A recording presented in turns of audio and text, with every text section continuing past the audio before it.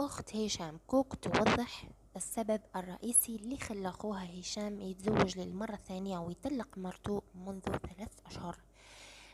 قالت أنها قبل أي حاجة حبيت نقولكم باللي اليوتيوب تاعها، القناة تاعها سلطانة، اسمها سلطانة باش تأكدوا من الخبر. قالت انه امر جد شخصي ما نقدرش نهضروا، انا اختو الكبيره وما قدرتش نهضروا.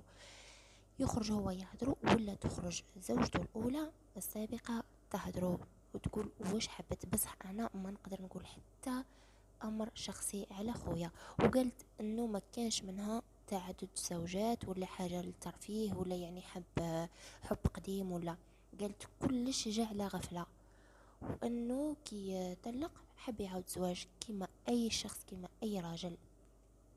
مهم احنا نتمناو لام محمد زوجته الاولى ربي يهنيها وربي يقدر على هذه المحنه، وربي يهني هشام ويقدرهم على تربيه ولدهم محمد. وبطبيعة الحال نعرف أن الرجل الجزائري وربما أي رجل في العالم كي يعود عنده الدراهم يحب يبدل المرأة. هذا رأيي ورأيكم انتم، خلوه في التعليقات.